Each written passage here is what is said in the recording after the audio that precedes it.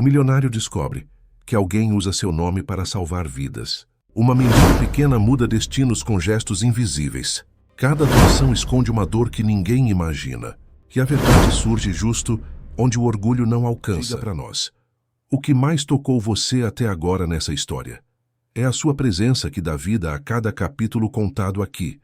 Fique com a gente, pois o final revela um segredo arrebatador. Em uma manhã abafada de terça-feira, quando o sol de São Paulo mal começava a esquentar o concreto das avenidas, Caetano Veltri acordou como sempre acordava. Com o despertador tocando às 5h45 da manhã, o corpo respondendo automaticamente ao chamado da rotina, a mente já calculando os compromissos do dia antes mesmo de abrir os olhos completamente. Não havia espaço para devaneios na vida de um homem como ele. Presidente de um dos maiores conglomerados financeiros da América Latina, controlador de uma fundação de filantropia corporativa que movimentava milhões em projetos sociais, Caetano construíra seu império sobre alicerces de disciplina, estratégia e uma frieza calculada que impressionava até seus rivais mais experientes. Aos 52 anos, ele era o retrato do sucesso absoluto. Cabelos grisalhos penteados com perfeição, ternos sob medida que custavam mais do que um carro popular, relógios suíços que marcavam não apenas as horas, mas o status de quem os usava. Sua cobertura no Itaim Bibi tinha vista panorâmica para a cidade, janelas do chão ao teto, que transformavam São Paulo em um quadro vivo de poder e possibilidades. Tudo naquele espaço era planejado, controlado, milimetricamente organizado, assim como sua vida. Naquela manhã, porém, algo diferente aconteceu. Enquanto tomava seu café preto sem açúcar e revisava os relatórios financeiros no tablet, uma notificação bancária chamou sua atenção. Uma transferência de R$ 80 havia sido realizada de sua conta pessoal para uma chave Pix desconhecida. R$ 80. Uma quantia ridícula para alguém que movimentava cifras de 7, 8 dígitos diariamente. Deveria ser irrelevante. Deveria ser ignorada. Mas Caetano Veltri não chegara onde estava ignorando detalhes. E havia algo naquele desvio mínimo, naquela falha quase invisível no sistema perfeito que comandava, que despertou um incômodo profundo. Como uma pedra no sapato italiano, pequena demais para machucar, grande demais para esquecer. Ele chamou Roberto, seu chefe de segurança digital, antes mesmo de terminar o café. A voz era controlada, mas firme. Queria respostas. Queria saber quem havia acessado sua conta, como, quando e por quê. Roberto, acostumado com a obsessão do patrão por controle total, prometeu resultados até o final do dia.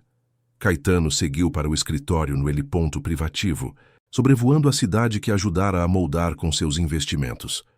Lá embaixo, milhões de pessoas iniciavam suas jornadas, lutando por sobrevivência, sonhando com migalhas do que ele tinha em abundância. Ele não pensava nisso, não costumava pensar em nada além de números, estratégias, aquisições. O mundo era um tabuleiro, e ele jogava para vencer. Mas naquele dia, enquanto assinava contratos e participava de videoconferências com investidores internacionais, a imagem daqueles R$ 80 não saía de sua mente. Era absurdo. Ele, que negociava fusões bilionárias sem pestanejar, estava perturbado por uma transação que mal pagaria um almoço em um dos restaurantes que frequentava. Roberto ligou às 5 da tarde. Sua voz tinha uma hesitação incomum. A transferência havia sido feita através de um cartão físico antigo, um daqueles que Caetano descartara meses atrás ao renovar seus dados bancários. O cartão deveria estar desativado, mas por alguma falha técnica ainda mantinha vínculo residual com a conta. E quem o usara não era um fraudador profissional, não era um hacker experiente, era uma criança. Caetano sentiu algo estranho apertar seu peito. Uma criança. Roberto continuou lendo o relatório com voz mecânica. O rastreamento indicava que a transação fora feita de um celular com tela quebrada, modelo antigo, em uma região da zona leste de São Paulo, conhecida pela vulnerabilidade social. O endereço IP flutuava entre pontos de acesso público, mas havia um padrão. Sempre próximo a uma marquise comercial, abandonada na Avenida Sapopemba. Pelo histórico de movimentações anteriores, todas pequenas, todas erráticas, a equipe de segurança concluiu que se tratava de alguém em situação de rua. Uma menina, provavelmente. As câmeras de segurança de um mercado próximo haviam capturado imagens de uma criança de aproximadamente 12 anos, cabelos escuros amarrados, roupas sujas mas bem cuidadas, mexendo em um celular quebrado enquanto esperava do lado de fora do estabelecimento. Caetano pediu as imagens. Quando elas apareceram na tela de seu computador, ele ficou em silêncio por longos segundos. A menina era magra, mas não tinha o olhar vazio que ele associava mentalmente à miséria. Seus olhos eram atentos, vivos, quase desafiadores. Ela segurava o celular com cuidado, como quem protege um tesouro, e havia algo em sua postura, uma dignidade estranha para alguém naquela condição, que o incomodou mais do que deveria. Ordene que a observem, disse ele para Roberto. Discretamente, quero saber o que ela está fazendo com esse acesso. Roberto hesitou. Senhor, é apenas uma criança. Provavelmente achou o cartão no lixo e está tentando usar o que ainda funciona. Podemos simplesmente bloquear o acesso e encerrar o caso.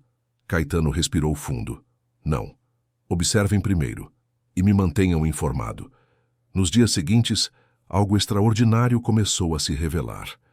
A menina, cujo nome a equipe descobriu ser Lian Duarte, não estava usando o acesso para benefício próprio. Ela realizava pequenas transferências, valores modestos que variavam entre 30 e 100 reais, e depois usava o dinheiro para comprar coisas. Alimentos não perecíveis, remédios básicos, cobertores finos, fraldas geriátricas, garrafas de água. E então ela saía pelas ruas, entregando tudo pessoalmente a outros moradores de rua. As imagens das câmeras de segurança que Roberto conseguiu compilar mostravam Lian caminhando pelos becos e marquises, carregando sacolas plásticas, parando ao lado de pessoas que dormiam em papelões, deixando os itens com cuidado para não acordá-las. Quando alguém estava acordado, ela entregava diretamente, sempre com poucas palavras, sempre com uma frase que se repetia. É um presente do homem de terno. Caetano assistiu aos vídeos em silêncio, sentado sozinho em seu escritório, a cidade iluminada lá embaixo como um mar de estrelas artificiais. Ele não conseguia desviar os olhos daquela menina frágil que criara sem saber um símbolo. Um mito, o homem de terno. Ele, um fantasma de generosidade que nunca existira em sua essência real. A ironia era cruel. Ele, que comandava uma fundação bilionária de filantropia, nunca havia entregado pessoalmente nada a ninguém. Suas doações eram números em planilhas, deduções fiscais, estratégias de imagem corporativa. Ele assinava cheques, aprovava projetos, aparecia em eventos beneficentes, com sorrisos ensaiados e discursos decorados. Mas nunca, nem uma única vez, ele se ajoelhara ao lado de alguém que sofria para oferecer ajuda direta. E aquela menina, com 80 reais roubados, de uma conta que nem sabia a quem pertencia, estava fazendo mais do que ele fizera em décadas. Roberto apareceu novamente no escritório na sexta-feira, trazendo uma descoberta que fez Caetano sentir como se o chão tivesse desaparecido sob seus pés. A equipe havia rastreado o histórico da menina. Lian Duarte fora beneficiada 4 anos atrás por uma doação emergencial da própria Fundação Veltri. Era um programa automatizado, sem critério humano, que distribuía cestas básicas e pequenas quantias em dinheiro para famílias cadastradas em situação de extrema vulnerabilidade. O nome de Lian aparecia nos registros porque sua mãe, na época, ainda viva, havia feito a inscrição. A doação não passava de 300 reais e algumas cestas básicas. Nada. Menos do que Caetano gastava em uma garrafa de vinho. Mas para Lian, segundo os registros sociais que Roberto conseguiu acessar, aquilo havia sido a diferença entre comer ou passar fome naquela semana. Sua mãe, pouco tempo depois, desaparecera de forma repentina e a menina, sem outros parentes conhecidos, acabara nas ruas. Caetano sentiu algo que não sentia há anos, uma mistura de vergonha, raiva e algo que não conseguia nomear. Aquela criança que ele ajudara sem saber através de um processo burocrático e frio, agora retribuía aquele gesto replicando bondade, com os próprios recursos escassos que conseguia reunir. E fazia isso de forma mais humana, mais eficaz, mais verdadeira do que qualquer programa que ele comandava. Ele se levantou da cadeira e caminhou até a janela. São Paulo pulsava lá embaixo, indiferente. Milhões de histórias acontecendo simultaneamente. Milhões de vidas que ele nunca conheceria.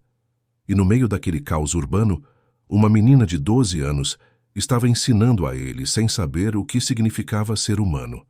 Caetano Veltri, o homem que construíra um império financeiro a partir do nada, que subira da pobreza ao topo da elite brasileira, que sempre acreditara que seu sucesso era fruto exclusivo de sua inteligência e determinação, viu-se forçado a confrontar uma verdade que passara a vida inteira escondendo, inclusive de si mesmo. Ele também viera de baixo. Nascera em uma comunidade pobre no interior de Minas Gerais, filho de uma lavadeira e um pedreiro que mal sabia assinar o próprio nome. Crescera dormindo em colchão no chão, dividindo um quarto minúsculo com 3 irmãos, comendo arroz e ovo quase todos os dias porque era o que dava para comprar. Quando tinha 8 anos, uma ONG local começou a atuar na região. Eles ofereciam reforço escolar, lanches, atividades recreativas. Caetano, magro e quieto, foi um dos primeiros a se inscrever. Foi lá que ele aprendeu a ler direito, a fazer contas além do básico, a sonhar com uma vida diferente. Foi uma das professoras voluntárias, uma mulher chamada Dona Irene, que percebeu seu potencial e o incentivou a estudar, a prestar vestibular, a não desistir.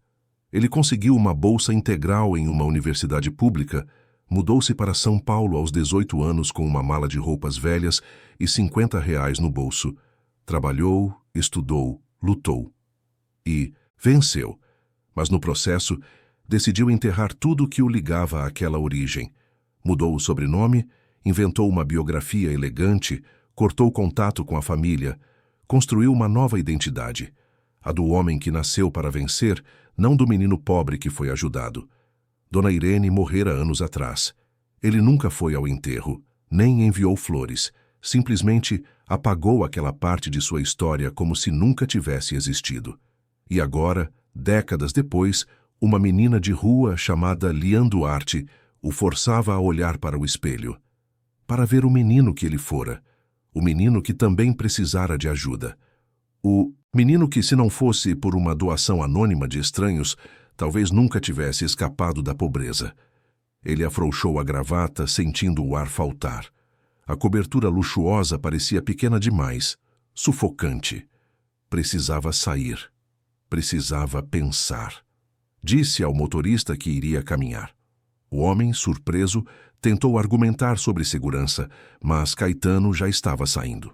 Desceu os 30 andares de elevador em silêncio, atravessou o saguão de mármore sem olhar para ninguém e saiu para as ruas de São Paulo. Ele caminhou sem rumo pelas calçadas apinhadas, sendo empurrado por executivos apressados, desviando de vendedores ambulantes, respirando o ar poluído que nunca notara de dentro de seus carros blindados. Passou por marquises onde pessoas dormiam enroladas em papelão. Viu crianças pedindo esmolas, viu idosos revirando lixo em busca de comida. E viu tudo isso pela primeira vez. Realmente viu. Não como cenário, não como estatística, mas como realidade. Quando voltou para casa, já era noite. Ele trancou-se no escritório e ligou para Roberto. Quero que continuem observando a menina, mas aumentem o perímetro. Quero entender todo o contexto em que ela vive. E quero isso documentado. Cada movimento, cada ação. Roberto confirmou, mas sua voz tinha uma nota de preocupação. Senhor, com todo respeito, qual é o objetivo? Se é apenas bloquear o acesso, posso fazer isso em 5 minutos. Caetano ficou em silêncio por alguns segundos. Então disse, com uma voz que ele mesmo não reconheceu. Não vou bloquear nada. Só quero entender. Nos dias seguintes, Caetano mergulhou em uma obsessão silenciosa. Recebia relatórios diários sobre Lian. Assistia às gravações de câmeras de segurança. Lia transcrições de conversas que a menina tinha com outros moradores de rua. E quanto mais conhecia sobre ela, mais sua própria vida parecia vazia.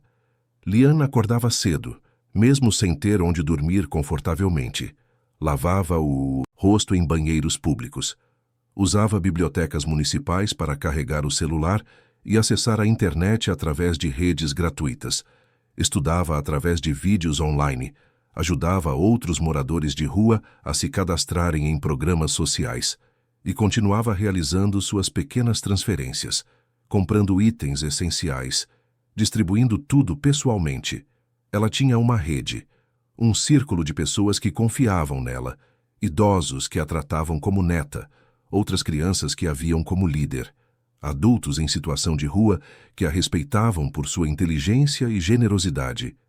Lian criara, sem perceber, uma comunidade, uma família improvisada que se apoiava mutuamente. E fazia tudo. Isso em nome do homem de terno, a figura invisível que ela inventara. Caetano. Ele, que passara a vida controlando narrativas, agora descobria que era personagem de uma história que nem sabia que existia. E o mais perturbador, a versão dele que existia na imaginação de Lian era melhor, mais nobre, mais humana do que ele jamais fora na realidade. Uma tarde, ele tomou uma decisão. Pediu que Roberto organizasse uma aproximação. Queria oferecer abrigo para a menina através de assistentes sociais da fundação. Seria discreto, profissional. Ela seria colocada em um lar temporário seguro, receberia educação formal, teria acesso a psicólogos, assistência completa. Era a coisa certa a fazer. Era lógico. Era o que qualquer pessoa responsável faria. Os assistentes sociais abordaram Lian em uma manhã de sábado. Ela os ouviu com atenção, os olhos atentos e sérios. Quando terminaram de explicar a proposta, ela agradeceu com educação e recusou. Por quê? Perguntaram os assistentes. Porque se eu estiver protegida, não consigo proteger os outros. A resposta chegou até Caetano através de Roberto. Ele leu o relatório 3 vezes incrédulo. A menina havia recusado. Recusado abrigo, recusado segurança, recusado tudo o que ele oferecera. Por uma razão que fazia todo o sentido do mundo e, ao mesmo tempo, nenhum. Ela escolhera ficar vulnerável para poder ajudar os vulneráveis. Caetano sentiu algo que não sentia desde a infância: impotência. Ele, acostumado a resolver tudo com dinheiro, influência, poder, descobria que havia coisas que não podia comprar. Não podia comprar a confiança de Lian, não podia comprar sua missão, não podia mudar sua escolha. E pela primeira vez em décadas, ele respeitou uma decisão que ia contra sua vontade. A recusa de Lian feriu o orgulho de Caetano de uma forma que ele não esperava. Estava acostumado a ter pessoas dizendo sim, funcionários que obedeciam, parceiros que concordavam, adversários que se curvavam. Mas aquela menina de 12 anos, sem nada além de um celular quebrado e uma convicção inabalável, dissera não. E ele não sabia como processar isso. Começou a fazer algo que jamais imaginara. Passou a caminhar pelas ruas à noite, sozinho, sem seguranças, sem motorista, apenas ele e a cidade. Ia até as regiões onde Lian atuava, observava de longe, via suas entregas, via as pessoas que ela ajudava, via o universo invisível que existia paralelamente ao dele. Em uma dessas noites, ele presenciou algo que o marcou. Lian estava entregando marmitas que havia comprado de um restaurante popular. Ela parou ao lado de um homem mais velho, sentado em uma calçada, e entregou a marmita com um guardanapo dobrado em cima. O homem abriu e encontrou uma mensagem escrita à caneta: "Você ainda importa para alguém." O homem começou a chorar. Lian colocou a mão em seu ombro, disse algo que Caetano não conseguiu ouvir de onde estava e seguiu em frente. Caetano sentiu os olhos arderem. Quando foi a última vez que chorara? Não conseguia lembrar. Voltou para casa naquela noite com uma certeza crescente. Sua vida inteira era uma fraude.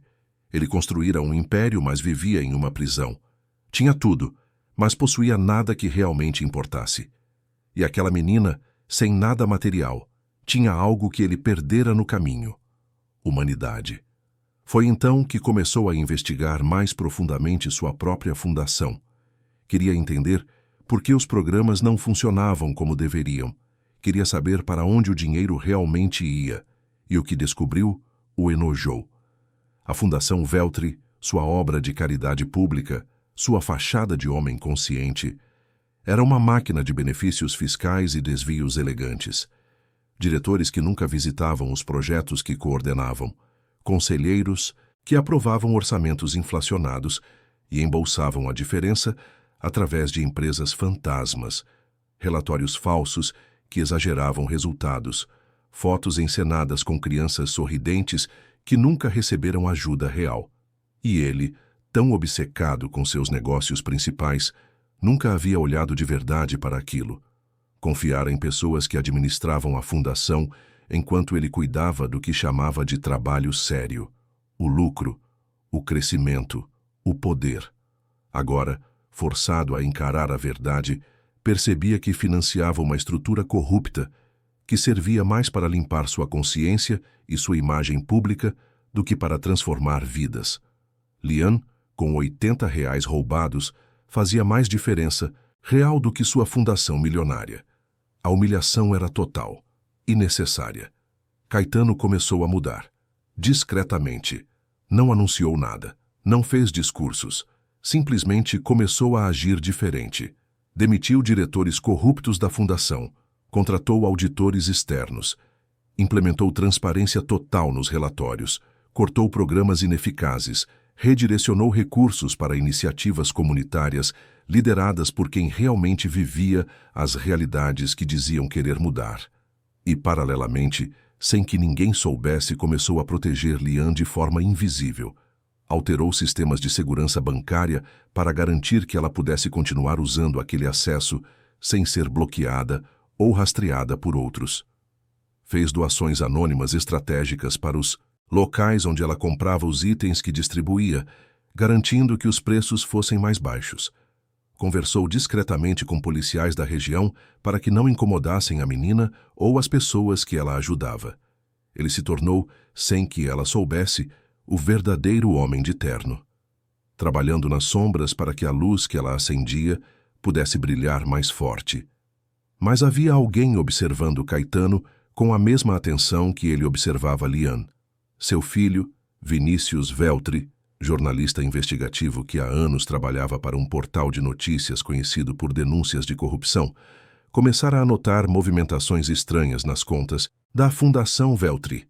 Vinícius, aos 28 anos, era tudo que Caetano não queria que ele fosse. Idealista, inquieto, crítico do sistema que enriquecera a família. Ele escolhera o jornalismo não por amor às palavras, mas por amor à verdade, ou pelo menos à sua versão dela. E há muito tempo via o pai como símbolo de tudo que estava errado no país, bilionários que lucravam nas costas dos pobres enquanto fingiam ajudar através de fundações de fachada. A relação entre pai e filho era gelada. Educada em público, mas distante. Eles não se falavam sobre nada que importasse. Não compartilhavam refeições. Não trocavam confidências. Caetano achava Vinícius um jovem ingênuo que desperdiçava seu potencial com causas perdidas. Vinícius achava Caetano um homem vazio que vendia a alma pelo lucro. Nenhum dos dois estava completamente errado. Nenhum dos dois estava completamente certo.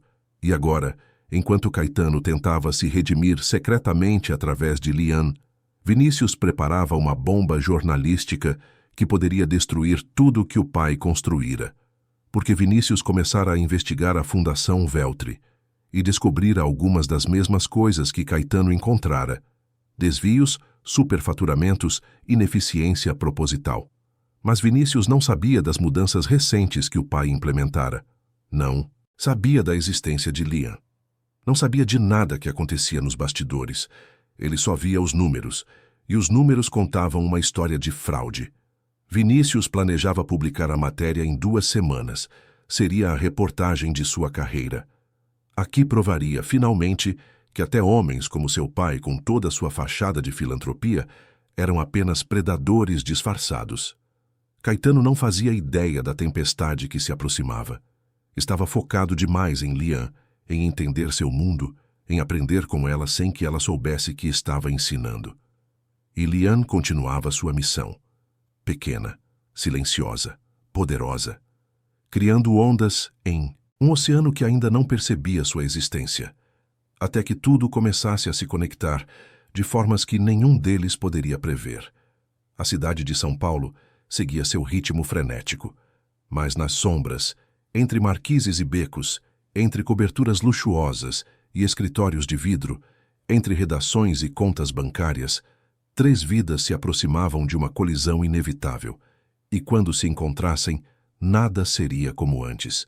Vinícius Veltri digitava com velocidade no teclado de seu notebook, sentado em um café simples na região da Vila Madalena, bem longe dos restaurantes caros que seu pai frequentava. O ambiente era barulhento, cheio, de estudantes e artistas, com paredes descascadas decoradas por grafites coloridos e mesinhas de madeira manchadas por anos de uso. Era exatamente o tipo de lugar onde Caetano jamais colocaria os pés.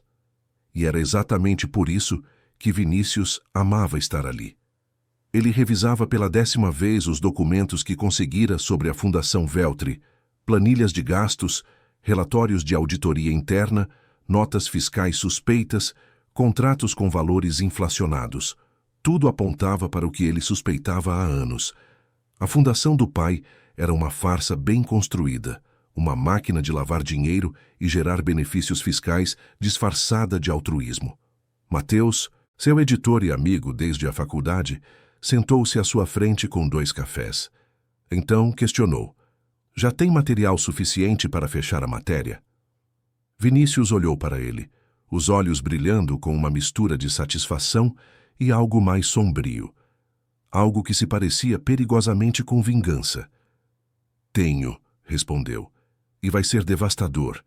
Meu pai construiu um império em cima da miséria alheia, e agora vou mostrar para o Brasil inteiro quem ele realmente é."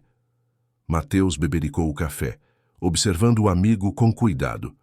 "Você tem certeza que isso é sobre jornalismo investigativo, Vini? Ou é sobre você e seu pai?" Vinícius fechou o notebook com mais força do que pretendia. "Pode ser as 2 coisas. E daí? A verdade é a verdade, não importa minha motivação pessoal. Cuidado, cara. Quando a coisa fica pessoal, a gente perde objetividade. E objetividade é o que separa jornalismo de vendetta." Vinícius ia responder, mas seu celular vibrou. Era uma mensagem de uma de suas fontes, uma mulher chamada Dalva, que trabalhava como faxineira nos escritórios da Fundação Veltri. Ela vinha passando informações para ele há meses, sempre com cuidado, sempre com medo de ser descoberta. A mensagem era curta. "Tem algo estranho acontecendo. Seu pai está demitindo todo mundo e mudando tudo. Preciso conversar pessoalmente." Vinícius franziu a testa. "Demitindo todo mundo? Mudando tudo?" Isso não fazia sentido. Respondeu rapidamente, marcando um encontro para o final da tarde. Mateus notou a expressão confusa do amigo. "Novidade? Minha fonte diz que meu pai está fazendo mudanças drásticas na fundação. Demissões em massa." Mateus arqueou as sobrancelhas. "Talvez ele tenha descoberto que você está investigando e está fazendo limpeza." Vinícius considerou a possibilidade. Seria típico de Caetano Veltri tentar se proteger. Mas algo no tom da mensagem de Dalva não sugeria pânico de quem estava encobrindo crimes. Sugeria confusão, como se nem ela entendesse o que estava acontecendo. "Preciso descobrir o que está rolando", disse Vinícius, guardando o notebook na mochila. "Vou encontrar a Dalva hoje. Se meu pai está tentando apagar rastros, preciso acelerar a publicação." Mateus suspirou. "Só não faça nenhuma burrada, tá? Essa história já é complicada o suficiente sem você agir por impulso." Vinícius acenou com a cabeça, mas sua mente já estava em outro lugar. Ele precisava entender o que estava acontecendo antes que seu pai conseguisse destruir as evidências que tanto trabalho lhe custara reunir. Enquanto Vinícius cruzava a cidade de metrô em direção ao encontro com Dalva, Caetano estava em uma reunião extraordinária no conselho da Fundação Veltri. A sala de reuniões era ampla e elegante, com uma mesa de mogno que comportava 20 pessoas e uma parede inteira de vidro que dava para o centro de São Paulo. Os conselheiros o olhavam com uma mistura de choque e raiva mal disfarçada.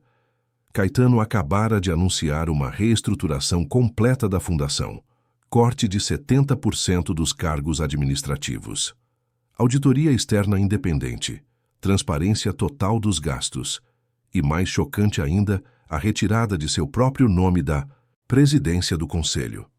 Doutor Caetano, começou Ricardo Sampaio, um dos conselheiros mais antigos e também um dos mais corruptos. Embora Caetano só tivesse descoberto isso recentemente, essas mudanças são radicais demais. Vão desestabilizar toda a estrutura que construímos ao longo de anos. Estrutura podre, respondeu Caetano, com uma frieza que fez vários membros se remexerem desconfortáveis nas cadeiras. Descobri que grande parte do que fazemos aqui é teatro.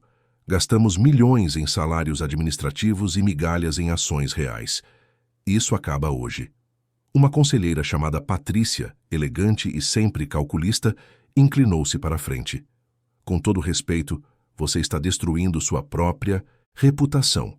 A fundação leva seu nome. Qualquer escândalo reflete diretamente em você. Caetano a encarou com olhos que ela não reconheceu. Havia algo diferente nele, algo que a perturbava. Então que reflita, disse ele. Prefiro assumir meus erros do que continuar fingindo que estou fazendo o bem, enquanto permito que recursos sejam desviados. O silêncio que se seguiu foi pesado. Caetano sabia que estava assinando sua sentença de morte social. A elite paulistana não perdoava traições. E expor a própria fundação era exatamente isso, uma traição ao código não escrito que todos seguiam. Aparentar bondade, desviar o suficiente para enriquecer, mas nunca admitir publicamente. Ele não se importava mais. Vocês têm duas opções, continuou. Adaptar-se às novas regras ou pedir demissão. Não aceitarei meio termo. Ricardo levantou-se, a voz trêmula de raiva contida. Você vai se arrepender disso, Caetano. Tem muita gente poderosa envolvida nisso. Muita gente que não vai gostar de ser exposta. Caetano sorriu, mas não foi um sorriso amigável. Foi o sorriso de um homem que não tinha mais nada a perder. Que venham, disse. A reunião está encerrada. Os conselheiros saíram em silêncio, alguns furiosos, outros assustados. Caetano ficou sozinho na sala, olhando para a cidade através do vidro. Sabia que acabara de declarar guerra contra pessoas perigosas. Sabia que haveria consequências, mas pela primeira vez em décadas sentia que estava fazendo algo certo. Seu celular vibrou. Era Roberto, com um novo relatório sobre Lian. Ele abriu o arquivo e começou a ler. A menina havia expandido suas ações. Agora não trabalhava mais sozinha. Conseguira inspirar outras crianças e até alguns adultos em situação de rua a participarem das entregas. Eles formavam uma espécie de rede informal de apoio mútuo. Lian coordenava tudo através de mensagens simples, dividindo tarefas, organizando pontos de encontro, garantindo que ninguém ficasse sem ajuda. E tudo isso ainda era feito em nome do homem de terno. A lenda que ela criara continuava crescendo. Algumas pessoas começavam a deixar doações anônimas em pontos específicos que Lian indicava, pequenos valores, mas que somados faziam diferença. A história do benfeitor misterioso se espalhava boca a boca pelas comunidades periféricas. Caetano leu o relatório 2 vezes. Aquela menina estava construindo algo que nenhum consultor caro, nenhum planejamento estratégico, nenhuma campanha publicitária conseguiria replicar. Uma rede genuína de solidariedade baseada em confiança e ação direta. Ele pegou o telefone e ligou para Roberto. Quero aumentar as transferências anônimas. Não muito, para não chamar atenção, mas o suficiente para que ela tenha recursos mais consistentes. Roberto hesitou do outro lado da linha. Senhor, com todo respeito, até onde isso vai? Até quando vai manter essa proteção invisível? Caetano pensou por um momento. Até onde for necessário. Ela está fazendo o que eu deveria ter feito há anos. O mínimo que posso fazer é garantir que consiga continuar. Entendido, senhor. Mais alguma coisa? Sim. Quero saber se há alguma ameaça a ela. Qualquer pessoa que possa representar perigo. E quero isso monitorado 24 horas. Será feito. Caetano desligou e ficou olhando para o celular. Sua vida havia se tornado uma dicotomia estranha. Durante o dia, desmontava estruturas corruptas que ele mesmo ajudara a criar. Durante a noite, protegia uma menina que não sabia de sua existência. E no meio de tudo isso, seu filho planejava destruí-lo publicamente. Dalva chegou ao encontro com Vinícius visivelmente nervosa. Ela era uma mulher de uns 50 anos, cabelos grisalhos presos em um coque, mãos calejadas de décadas de trabalho braçal. Sentou-se na cadeira de plástico do pequeno bar, onde haviam marcado, olhando ao redor como se esperasse ser seguida. Vinícius pediu um suco para ela e esperou que se acalmasse. O que está acontecendo, Dalva? Sua mensagem me deixou preocupado. Ela bebeu metade do suco de uma vez, como quem precisa de coragem. Seu pai está mudando tudo, Vinícius. Demitiu metade dos diretores na semana passada. Trouxe auditores de fora. Está cortando gastos, mudando contratos, exigindo relatórios detalhados de tudo. Nunca vi ele assim. Vinícius franziu a testa. Isso não combinava com o que esperava. Ele está tentando encobrir os desvios? Dalva balançou a cabeça. Não parece. Parece que ele está descobrindo os desvios agora e está furioso com todo mundo. Demitiu o Ricardo Sampaio, imagina? Aquele homem estava lá desde o começo. Vinícius conhecia Ricardo, um dos pilares da fundação. Um homem poderoso e bem conectado. Se Caetano havia demitido alguém desse calibre, algo muito sério estava acontecendo. E tem mais, continuou Dalva, baixando a voz. Seu pai está gastando muito tempo olhando relatórios sobre pessoas em situação de rua. Pediu levantamentos completos sobre programas de assistência, lugares onde moram, necessidades básicas. Ele nunca ligou para isso antes. Vinícius sentiu um misto de confusão e desconfiança. Seu pai, de repente interessado em detalhes sobre população de rua, isso não fazia o menor sentido. Você acha que é algum novo projeto? Alguma coisa para melhorar a imagem dele? Dalva encolheu os ombros. Não sei, mas não parece encenação. Parece genuíno. Eu limpo a sala dele há 5 anos, Vinícius. Sei quando ele está fingindo e quando está sério. E agora ele está sério. Vinícius ficou em silêncio, processando.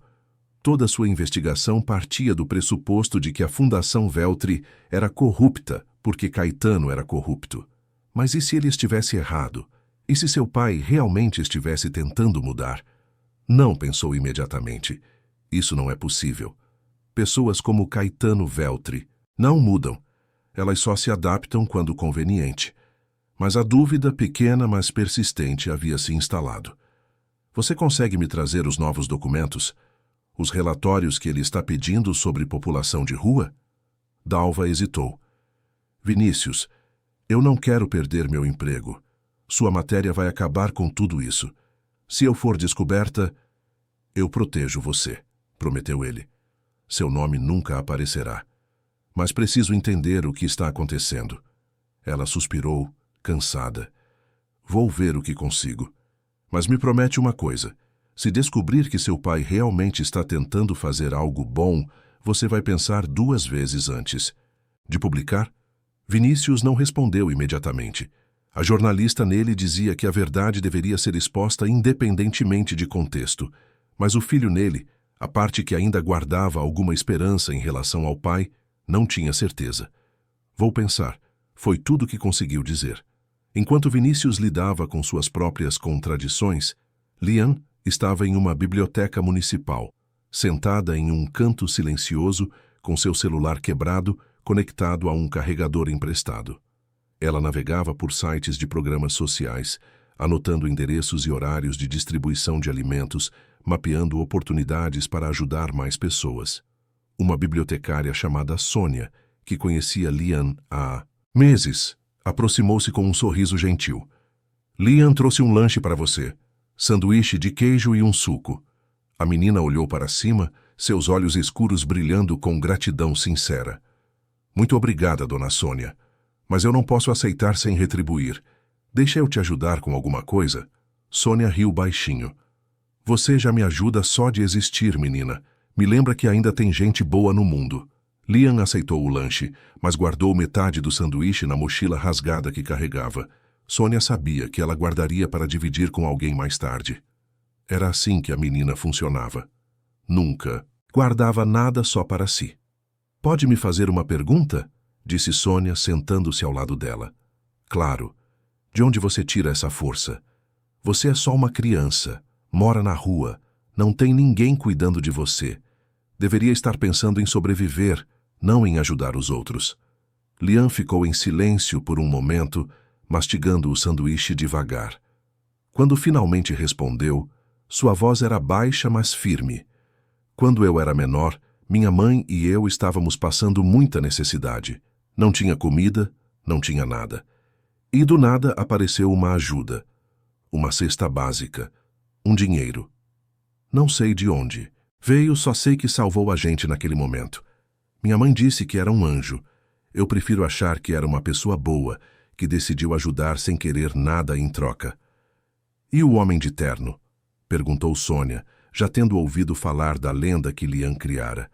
A menina sorriu, um sorriso triste, mas esperançoso. É minha forma de acreditar que aquela pessoa ainda existe, que ainda está ajudando, e se eu continuar fazendo o que ela fez, talvez mais gente também acredite, e aí mais gente ajuda. É um ciclo. Sônia sentiu os olhos marejarem. Você tem 12 anos e entende o mundo melhor do que a maioria dos adultos que conheço. Lian deu de ombros. Não entendo o mundo.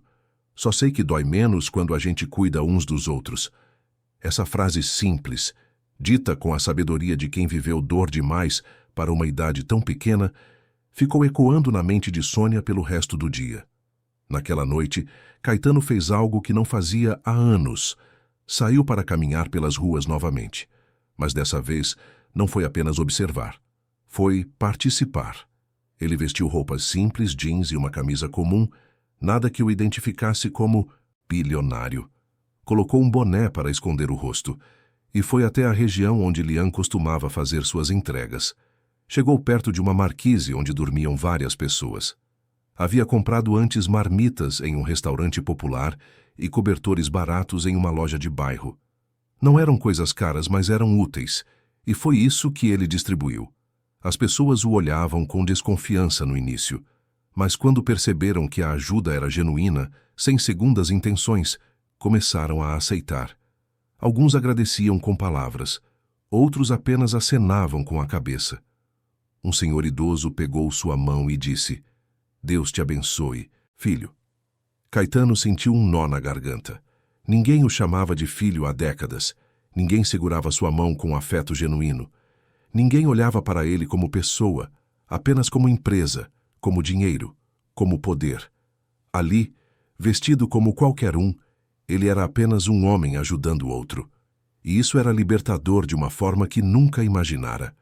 Quando terminou as entregas, viu Lian ao longe.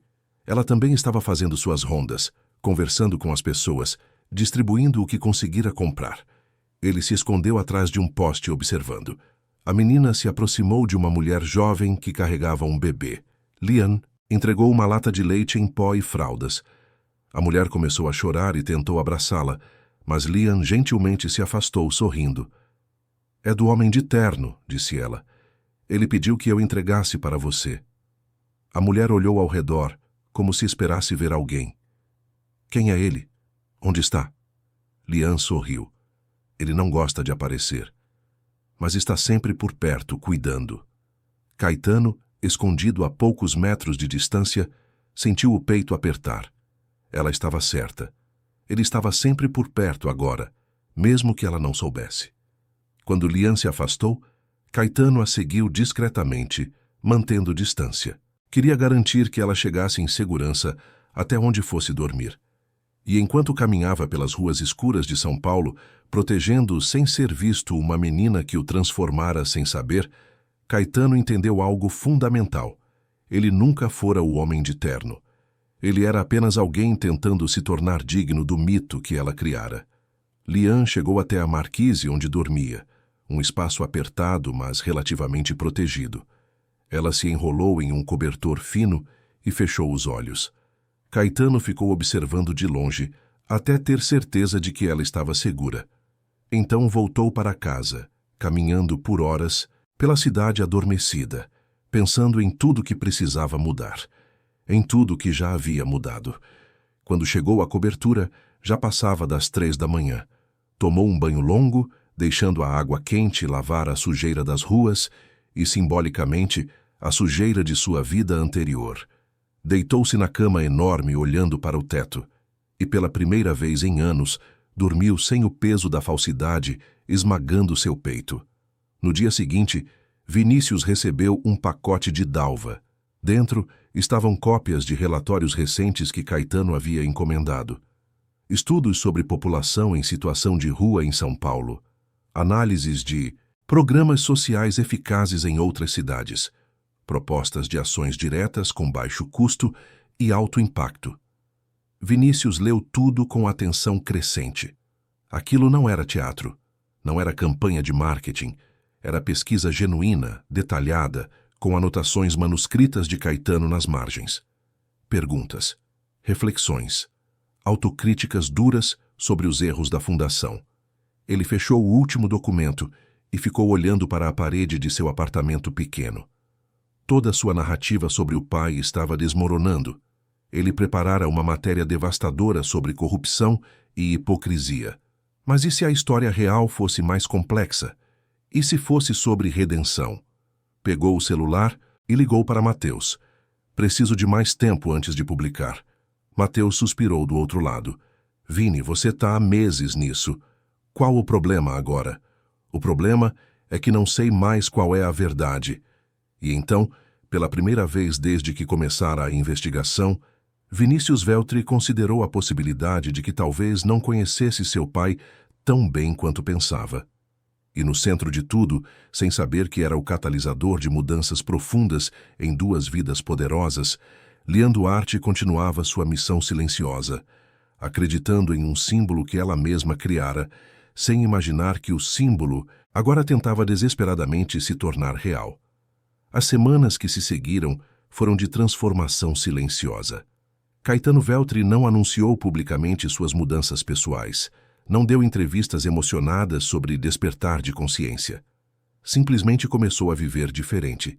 E essa diferença, sutil mas constante, começou a reverberar de formas que nem ele mesmo previra. A reestruturação da Fundação Veltri avançava com resistência esperada. Ex-conselheiros demitidos espalhavam rumores pela elite paulistana. Diziam que Caetano estava tendo um colapso nervoso, que havia perdido o controle, que seria apenas questão de tempo até que seu império financeiro também desmoronasse sob suas decisões erráticas. Mas Caetano não vacilava. Contratou coordenadores novos, gente que vinha das próprias comunidades que a fundação dizia servir.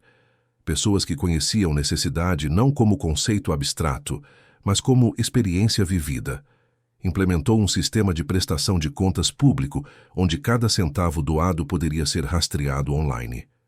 E cortou pela metade seu próprio salário simbólico da fundação, direcionando a diferença para ações diretas. Os resultados começaram a aparecer. Pequenos, mas reais. Famílias recebendo cestas básicas que realmente chegavam até elas. Crianças conseguindo vagas em creches financiadas pela fundação, sem precisar pagar propina a intermediários. Idosos em situação de rua sendo encaminhados para abrigos dignos. E tudo isso enquanto Caetano mantinha sua vigilância discreta sobre Lian. A menina continuava sua rotina implacável. Acordava cedo, mesmo sem despertador, com o corpo já acostumado ao ritmo do sol. Lavava-se em banheiros públicos, sempre com cuidado para manter a higiene mesmo em condições adversas. Passava as manhãs nas bibliotecas, estudando através da internet gratuita, aprendendo coisas que nenhuma escola formal lhe ensinara. Suas ações ganhavam escala. A rede que criara inicialmente apenas algumas crianças e adultos próximos, agora contava com dezenas de pessoas, voluntários espontâneos que se inspiravam na ideia do homem de terno e queriam replicar aquela bondade. Alguns deixavam doações em pontos específicos, outros ofereciam habilidades, um ex-barbeiro que cortava cabelo de graça para quem vivia nas ruas, uma costureira aposentada que consertava roupas, um professor desempregado que dava aulas informais de português e matemática para crianças em situação de rua.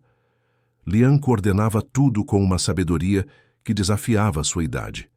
Ela entendia as pessoas. Sabia quem era confiável e quem não era. Identificava necessidades antes mesmo que fossem verbalizadas.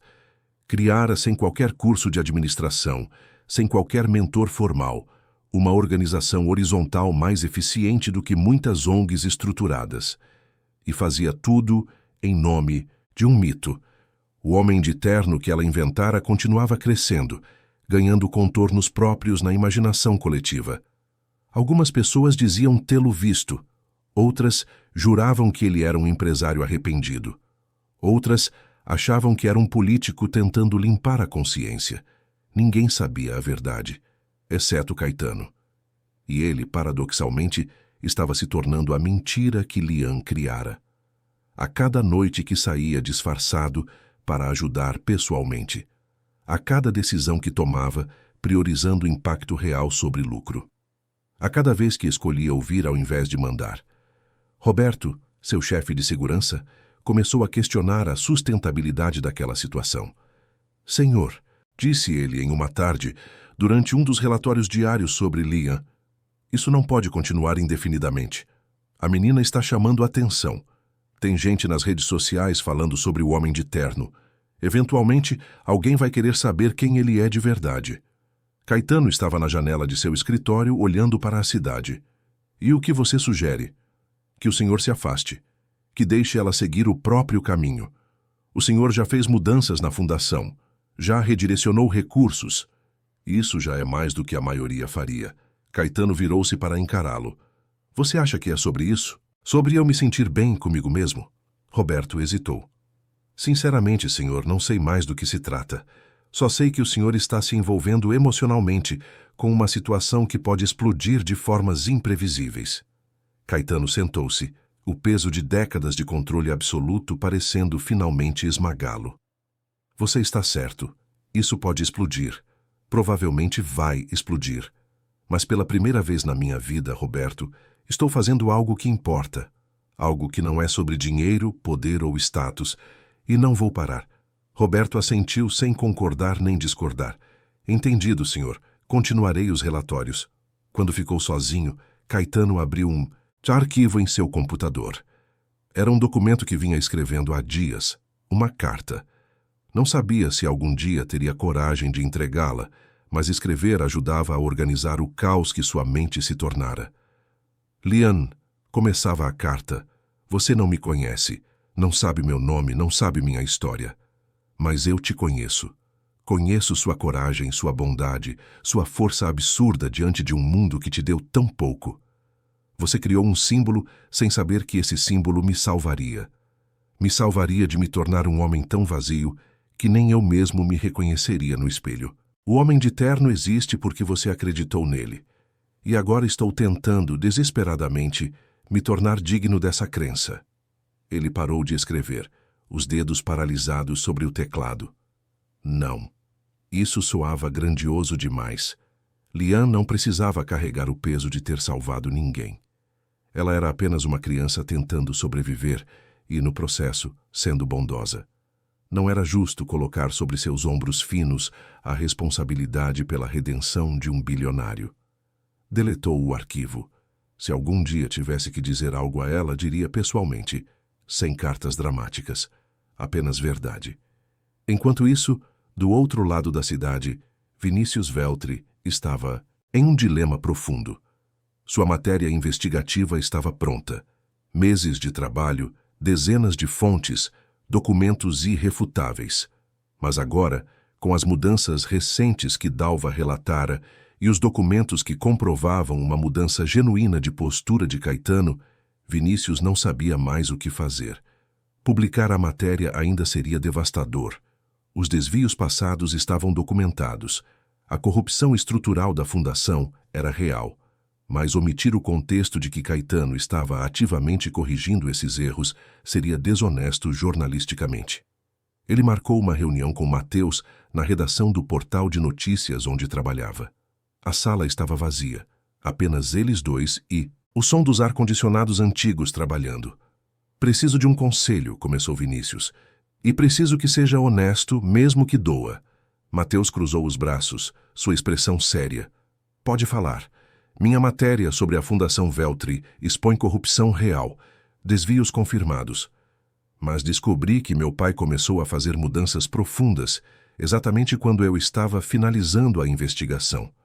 Não sei se ele descobriu que eu estava investigando e está tentando se proteger, ou se é algo genuíno. E qual sua intuição? Perguntou Mateus. Vinícius passou a mão pelo cabelo, frustrado. Não sei. Quero acreditar que é só autoproteção. Seria mais fácil.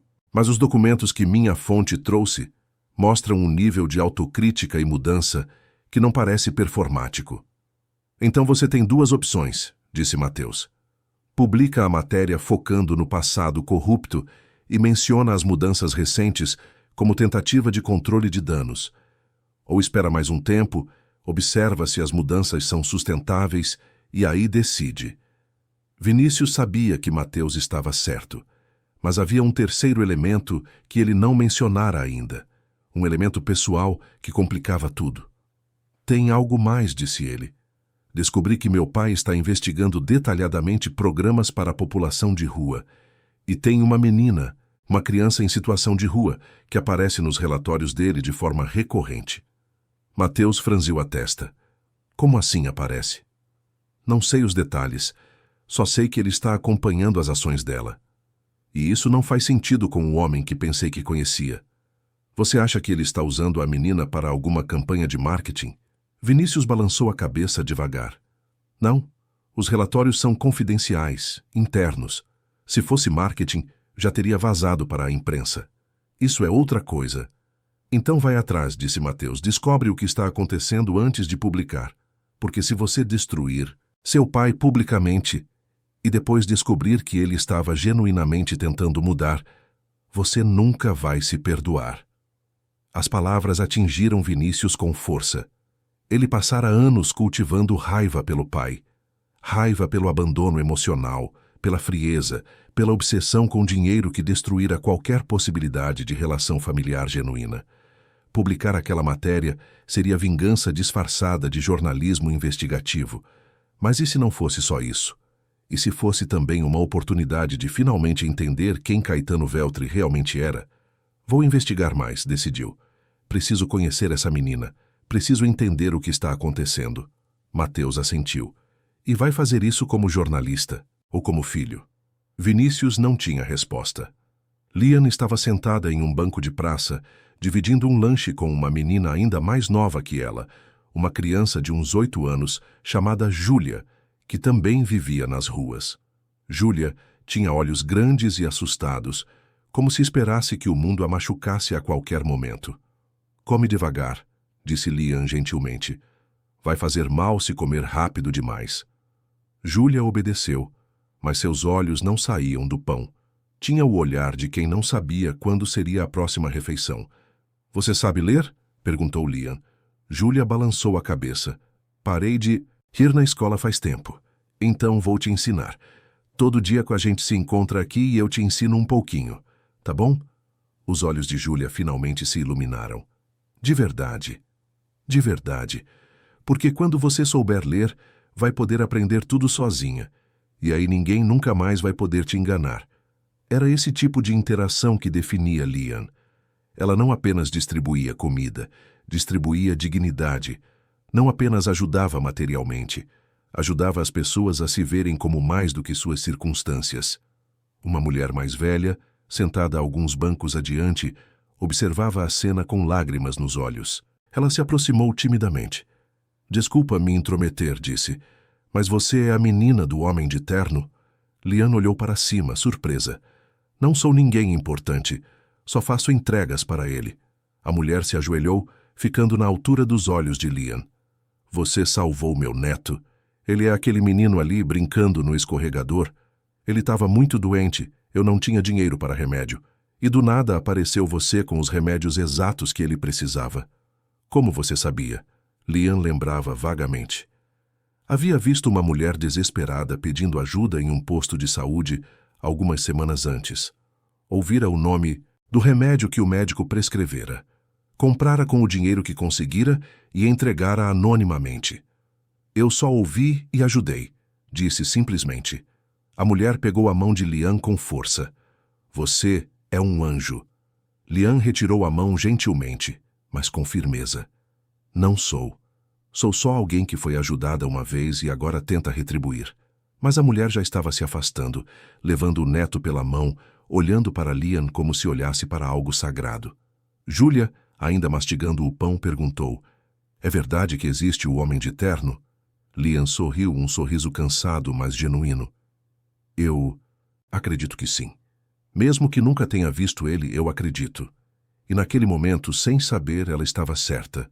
Porque Caetano Veltri estava ali, do outro lado da praça, escondido atrás de um jornal, disfarçado com roupas simples e óculos escuros, observando, protegendo, aprendendo.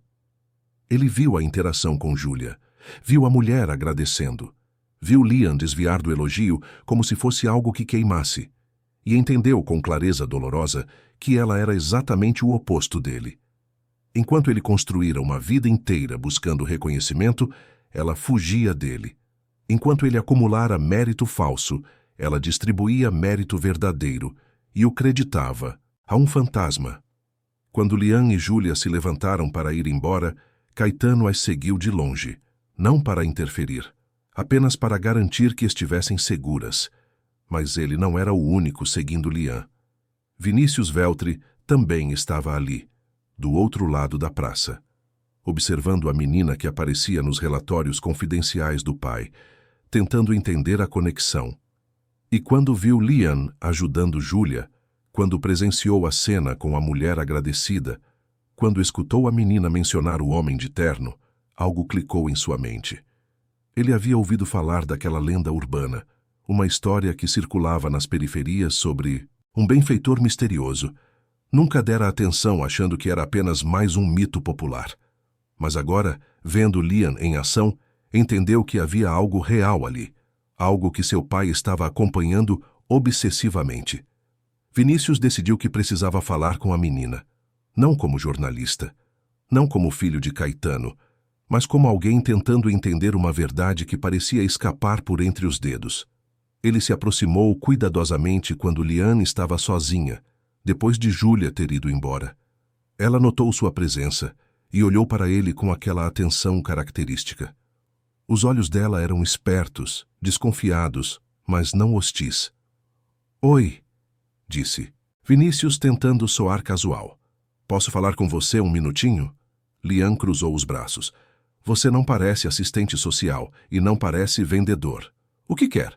Vinícius quase sorriu. A menina era direta. Quero entender sobre o homem de terno, sobre o trabalho que você faz. Por quê? Porque acho que é importante. Porque acho que você está fazendo algo que muita gente deveria estar fazendo. Lian o estudou por alguns segundos. Você é jornalista, não é? Quer fazer uma matéria? Vinícius hesitou. Era jornalista. Mas não era por isso que estava ali, ou era? Ele mesmo não sabia mais. Não quero te expor, disse honestamente. Só quero entender. Lian suspirou. Não tem nada para entender. Uma vez fui ajudada. Agora ajudo outros. Simples assim. E o homem de terno? Quem é ele? Ela olhou para o horizonte, para a cidade que se estendia além da praça. Não sei. Talvez seja muita gente, talvez seja ninguém. Talvez seja só uma ideia. Mas enquanto as pessoas acreditarem que alguém se importa, elas continuam tentando. Vinícius sentiu um aperto no peito. Aquela menina de 12 anos entendia mais sobre esperança do que ele aprendera em 28 anos de vida. Posso te ajudar de alguma forma? Ofereceu. Lian o olhou com surpresa genuína. Como? Não sei. Dinheiro. Conexões. Tenho acesso a recursos. Ela balançou a cabeça. Dinheiro sem propósito não ajuda, e conexões servem de nada se as pessoas não entendem o que precisa ser feito. Mas tem uma coisa que você pode fazer. O quê? Conta a história certa. Se você é jornalista, conta a história de pessoas que ajudam outros sem querer nada em troca. Não foca no drama. Foca na solução. As pessoas precisam de exemplos, não de mais tragédia. Vinícius ficou em silêncio. Aquela criança estava dando a ele uma aula de jornalismo mais valiosa do que 4 anos de faculdade. Vou pensar nisso, prometeu. Lian assentiu e começou a se afastar. Vinícius ficou parado, processando tudo. Caetano, ainda observando de longe, viu a interação entre seu filho e a menina que o transformara. Viu Vinícius parado, pensativo. Viu Liam desaparecendo entre a multidão. E naquele momento, pai e filho estavam a poucos metros de distância, ambos transformados pela mesma criança, mas sem saberem da presença um do outro. A cidade continuava seu ritmo frenético, milhões de vidas cruzando sem se tocar. Mas ali, naquela praça, 3 almas haviam se conectado de formas que ainda não compreendiam completamente. E a história, silenciosa mas inexorável, caminhava para um ponto de convergência que mudaria todos eles para sempre. A mudança na dinâmica começou de forma sutil, quase imperceptível. Vinícius não conseguiu parar de pensar em Liam depois daquele encontro na praça. A forma como ela falara, a clareza em seus olhos, a sabedoria que desafiava qualquer lógica de idade. Ele voltou para casa e, pela primeira vez em meses, não abriu o arquivo da matéria investigativa sobre a Fundação Veltri. Em vez disso, começou a pesquisar sobre Liam. Não, de forma invasiva, não vasculhando sua vida particular, mas tentando entender o fenômeno que ela criara. A lenda do Homem de Terno, as redes espontâneas de ajuda que se formaram ao redor dessa ideia. As pessoas que haviam sido tocadas por ações que pareciam pequenas, mas eram imensas em significado. Ele entrevistou pessoas nas periferias, conversou com moradores de rua que conheciam Liam, falou com voluntários que se juntaram à rede sem nunca terem visto o suposto benfeitor. E quanto mais investigava, mais percebia que havia algo genuíno ali. Algo que sua visão cínica de jornalista investigativo não conseguia desmontar como farsa. Uma tarde, Vinícius estava em um pequeno centro comunitário na Zona Leste, conversando com Dona Rosa, uma senhora de uns 70 anos, que coordenava entregas de sopão aos finais de semana. Ela mencionou casualmente que a ideia de expandir as entregas veio depois que conheceu o trabalho da menina do Homem de Terno. Essa menina, disse Dona Rosa, mexendo a panela enorme de sopa, me fez lembrar de quando eu era nova, quando a gente ajudava porque era o certo, não porque ia ganhar algo com isso. Ela não pede nada, não quer foto, não quer reconhecimento, só faz. Vinícius anotava tudo no bloco. E você já conheceu esse homem de terno que ela menciona? Dona Rosa riu, um riso cansado, mas caloroso. Filho, eu acho que todo mundo que ajuda alguém sem querer nada em troca é o homem de terno. Não é uma pessoa. É uma atitude. Aquelas palavras ficaram ecoando na mente de Vinícius. Não é uma pessoa. É uma atitude. E ele começou a se perguntar se seu pai, de alguma forma incompreensível, estava tentando se tornar essa atitude. Enquanto isso, Caetano enfrentava suas próprias batalhas. A reestruturação da Fundação Veltri estava gerando ondas cada vez maiores. Ex-conselheiros demitidos começaram a articular uma ofensiva, ameaçavam processos judiciais, espalhavam rumores nos círculos empresariais, tentavam minar a credibilidade de Caetano como gestor. Em uma reunião tensa com seus advogados, um deles, um homem chamado Túlio com décadas de experiência, colocou a situação de forma crua. Doutor Caetano, o senhor entende que está em guerra com pessoas muito poderosas. Ricardo Sampaio tem conexões políticas profundas.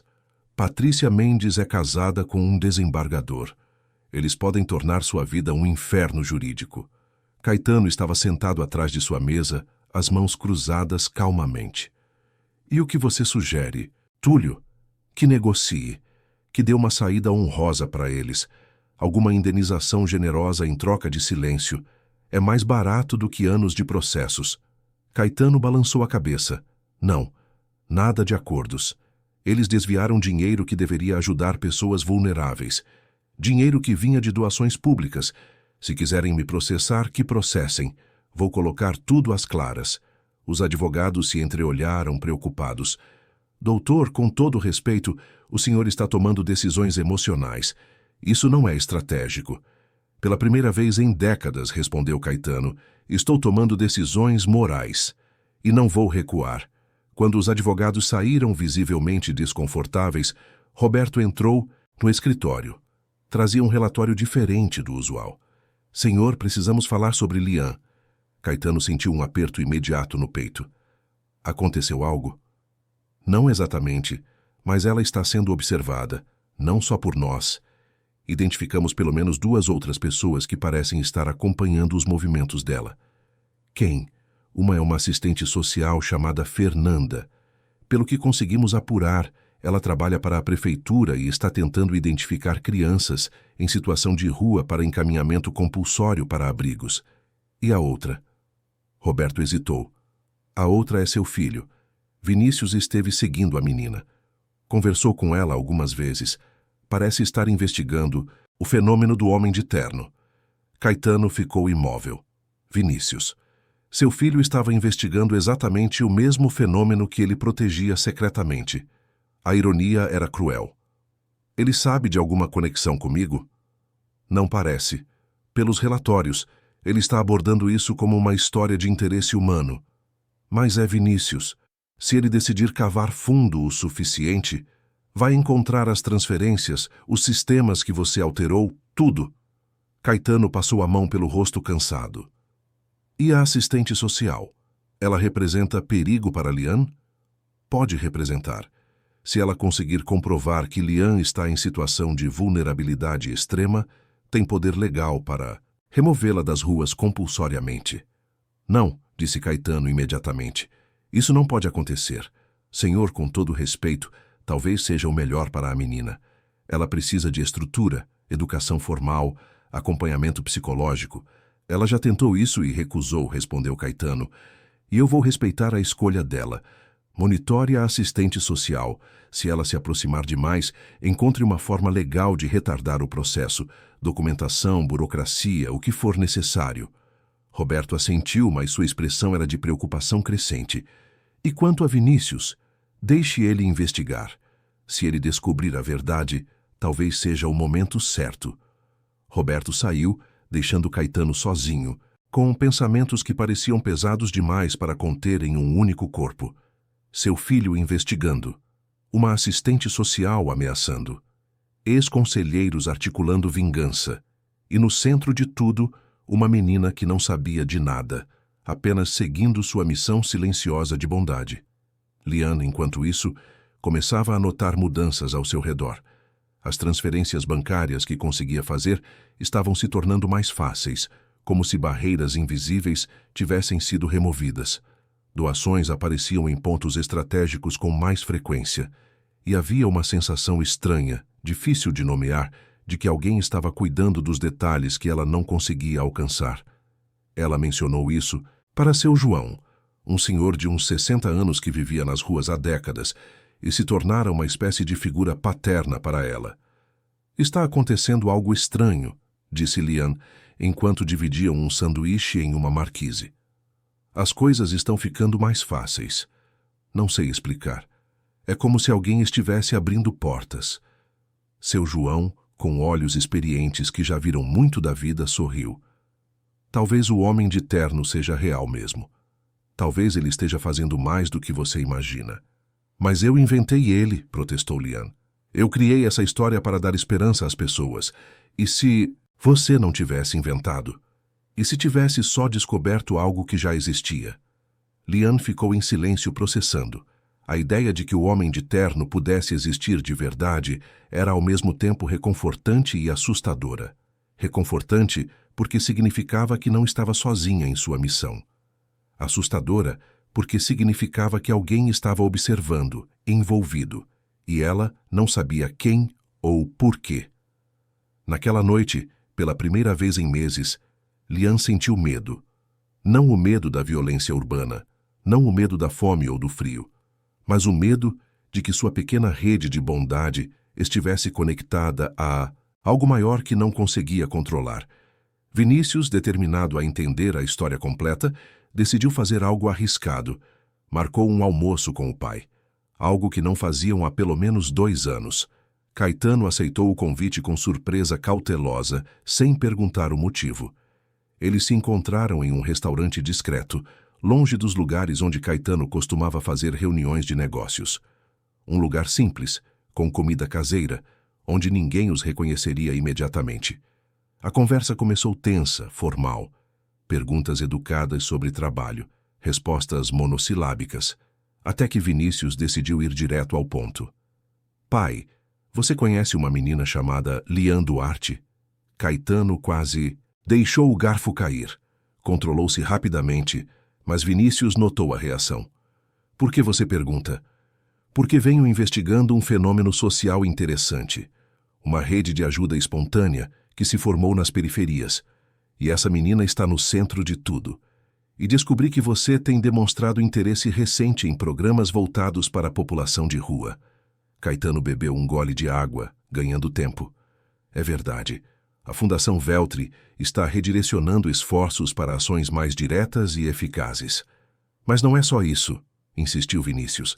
Você está pesquisando especificamente sobre crianças em situação de rua, sobre redes comunitárias de apoio. E tudo isso começou recentemente. Por quê? Caetano olhou para o filho, realmente olhou pela primeira vez em anos. Viu um homem sério, comprometido, buscando verdade. Viu alguém que não era mais o menino que ele negligenciara em nome de construir um império. Descobri que estava fazendo tudo errado, disse Caetano, sua voz baixa, mas firme. A fundação era uma farsa. Eu era uma farsa. E essa menina, sem saber, me mostrou o caminho certo. Vinícius ficou em silêncio, processando. Você conhece ela? Não pessoalmente, mas observo o trabalho dela. E aprendo. Você é o homem de terno? A pergunta ficou suspensa no ar entre eles. Caetano poderia negar, poderia desviar. Mas olhando para Vinícius, vendo a mesma busca por verdade que ele próprio sentia, decidiu pela honestidade. Não sou. Ela criou esse símbolo sem saber, mas estou tentando me tornar digno dele. Estou tentando ser o homem que ela imaginou.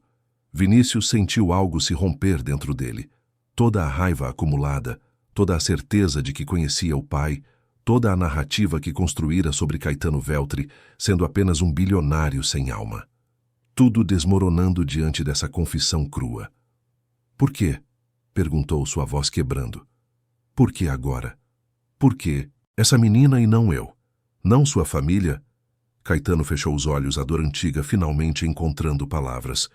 Porque ela não tinha nada a ganhar comigo, porque a bondade dela era pura, porque ela me lembrou de quem eu fui antes de me perder em dinheiro e poder. E por que, filho? Eu falhei com você de formas que nunca vou conseguir reparar. Mas talvez, só talvez, eu consiga ser melhor daqui para frente. Pai, disse Vinícius, lágrimas começando a formar. Eu passei meses investigando você, preparando uma matéria que destruiria sua reputação, provando que a Fundação Veltri era corrupta. Eu sei, respondeu Caetano. Sei que você estava investigando, e você estava certo. Tudo o que descobriu é verdade. A fundação era corrupta. Eu permiti que fosse. E se você decidir publicar, não vou impedir. Vinícius balançou a cabeça. Não quero mais destruir você. Quero entender você. Então me ajude, pediu Caetano, sua voz carregada de um cansaço que ia além do físico. Me ajude a proteger essa menina. Me ajude a fazer isso direito. Pela primeira vez em décadas, pai e filho estavam realmente se comunicando. Não através de formalidades vazias, mas através de vulnerabilidade genuína. O que ela precisa? Perguntou. Vinícius. Proteção sem controle, respondeu Caetano. Ela recusa ser colocada em abrigos porque diz que assim não consegue ajudar os outros. Precisa de uma forma de continuar sua missão, mas com segurança mínima. Educação acessível, documentação regularizada, mas sem tirar sua autonomia. E a assistente social que está tentando removê-la? Vinícius franziu a testa. Que assistente social? Caetano percebeu que havia revelado informação que Vinícius não tinha. Há uma assistente social da prefeitura chamada Fernanda que está investigando Lian para possível recolhimento compulsório. Vinícius pensou rapidamente. Posso ajudar com isso. Tenho contatos na prefeitura. Posso descobrir os planos dela e encontrar alternativas legais. Caetano assentiu, sentindo algo que não sentia há muito tempo em relação ao filho. Gratidão. O almoço terminou com um acordo tácito. Eles trabalhariam juntos para proteger Lian. Não revelariam a ela quem eram ou o que faziam. Apenas garantiriam que ela pudesse continuar sua missão sem obstáculos. Quando se separaram na calçada, Caetano fez algo inesperado. Abraçou o filho. Não foi um abraço formal. Foi um abraço desesperado, de quem sabia que perdera anos preciosos e tentava recuperar segundos. Vinícius retribuiu surpreendido, sentindo o corpo do pai tremer levemente. Sinto muito, sussurrou Caetano. Por tudo que não fui. Estamos tentando ser melhores agora, respondeu Vinícius. É o que importa. Enquanto pai e filho começavam uma reconciliação improvável, Lian enfrentava sua própria crise. A assistente social Fernanda finalmente conseguira localizá-la. Abordou-a em uma manhã acompanhada de 2 oficiais da prefeitura. Lian Duarte? Perguntou Fernanda, sua voz profissional, mas não fria. Lian olhou para os 3 adultos, seu corpo tenso, pronto para correr. Sou. Preciso falar com você sobre sua situação. Você é menor de idade e está vivendo nas ruas sem responsável legal. Tenho obrigação de encaminhá-la para um abrigo. Não vou, disse Lian firme. Já recusei. Isso antes. Não é uma escolha, Lian. É para sua proteção. Proteção de quê? Respondeu a menina, sua voz subindo. Estou bem. Estudo. Me cuido. Ajudo outras pessoas. O que vocês vão fazer que seja melhor do que isso? Fernanda suspirou. Ela já tinha lido com dezenas de casos assim, crianças resistentes. Mas havia algo diferente em Lian. Algo que não se encaixava no padrão de vulnerabilidade extrema que justificaria a remoção compulsória. Você estuda? Como? Biblioteca, internet grátis, videoaulas, livros doados. E come, onde dorme, como através de ajuda e do que consigo comprar. Durmo em lugares seguros. Não. Uso drogas. Não me envolvo com crime. Só faço o bem. Fernanda olhou para a menina, realmente olhou. Viu roupas limpas, embora velhas. Viu higiene, embora básica. Viu olhos alertas, inteligentes, sem o vazio de quem desistiu. Preciso verificar suas condições, disse Fernanda. Vou acompanhá-la por alguns dias. Se realmente estiver bem, podemos discutir alternativas que não envolvam abrigo. Lian avaliou a proposta. Não era ideal, mas era melhor do que ser removida à força. Tá bom, concordou. Mas não vou parar de ajudar as pessoas. Não estou pedindo isso, respondeu Fernanda. Nos dias seguintes, Fernanda seguiu Lian discretamente e o que viu a surpreendeu profundamente. A menina mantinha uma rotina estruturada, acordava cedo, higienizava-se, estudava, ajudava outras pessoas, coordenava uma rede de voluntários, tudo com uma maturidade impressionante. Fernanda começou a documentar tudo, não para removê-la, mas para encontrar uma solução que respeitasse a autonomia de Lian enquanto garantia proteção legal. E foi assim que Caetano, Vinícius, Fernanda e Lian começaram a orbitar uns aos outros, cada um com suas motivações, cada um transformado pela existência da menina, sem saberem que estavam todos conectados em uma teia complexa de redenção, proteção e esperança. A cidade de São Paulo continuava seu ritmo implacável, mas nos seus becos, nas suas marquises, nas suas praças, algo estava mudando, silenciosamente, poderosamente e irreversivelmente. A convergência aconteceu de uma forma que ninguém poderia ter previsto. Fernanda, a assistente social, depois de semanas acompanhando Lian, tomou uma decisão incomum. Convocou uma reunião no centro comunitário da região, convidando todos os envolvidos na rede de apoio que a menina criara. Queria propor uma solução alternativa ao abrigo tradicional. O que Fernanda não sabia é que, ao fazer isso, estava prestes a reunir pessoas que orbitavam Lian sem conhecerem as conexões invisíveis entre elas. Caetano recebeu o convite através de Roberto. A Fundação Veltri estava listada como potencial apoiadora do projeto alternativo que Fernanda propunha. Ele decidiu ir pessoalmente, algo que jamais faria no passado. Queria entender. Queria estar presente. Vinícius recebeu o convite como jornalista. Fernanda achava que a história de Lian poderia ser um exemplo poderoso de como crianças em situação de rua podiam ser apoiadas sem serem retiradas de suas redes de proteção comunitária. Ele aceitou, não como jornalista investigativo, mas como alguém genuinamente interessado em ajudar. E Lian, claro, foi convidada como a pessoa central de toda aquela discussão. A reunião estava marcada para uma tarde de quinta-feira. O centro comunitário era simples, com cadeiras de plástico em círculo, ventiladores antigos lutando contra o calor de São Paulo, paredes descascadas com cartazes de campanhas sociais. Lian chegou primeiro, acompanhada de seu João e alguns outros membros da rede que ela criara. Estava nervosa. Não gostava de ser o centro das atenções. Preferia trabalhar nas sombras, como o homem de terno que inventara. Fernanda chegou em seguida, carregando pastas e documentos. Cumprimentou Lian com um sorriso encorajador. Vai dar tudo certo, disse. Confie em mim. Vinícius entrou logo depois. Quando viu Lian, acenou discretamente. Ela retribuiu com um pequeno sorriso. Haviam se encontrado algumas vezes nas semanas anteriores, sempre conversas breves, sempre respeitosas. E então, Caetano entrou. Lian não o conhecia. Para ela, era apenas mais um executivo de terno, provavelmente um representante da fundação que Fernanda mencionara. Mas quando Vinícius viu o pai, seus olhos se arregalaram. Ele não sabia que Caetano viria pessoalmente. Pai, disse baixinho, surpreso. Caetano assentiu, sua expressão controlada. Filho. Lian percebeu a dinâmica. Olhou de um para o outro. Vocês são pai e filho? Vinícius confirmou. Sim, meu pai é presidente da Fundação Veltri. Lian franziu a testa. Nunca tinha feito a conexão. Fundação Veltri era a organização que a ajudara anos atrás, quando ainda vivia com a mãe. A doação que salvara sua vida naquele momento difícil. Foi a sua fundação que me ajudou uma vez, disse ela para Caetano, sua voz cautelosa. Há alguns anos, uma cesta básica e um dinheiro. Não era muito, mas fez diferença.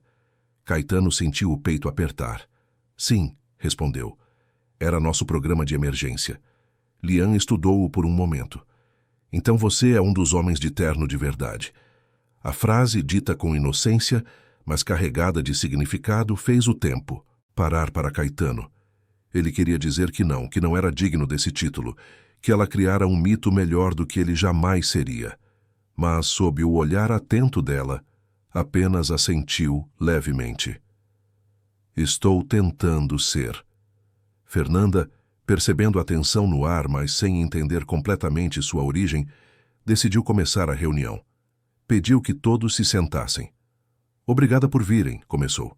Estamos aqui para discutir a situação de Lian Duarte e, mais amplamente, de crianças e adolescentes em situação de rua que, como ela, demonstram capacidade de autogestão, mas ainda precisam de suporte institucional.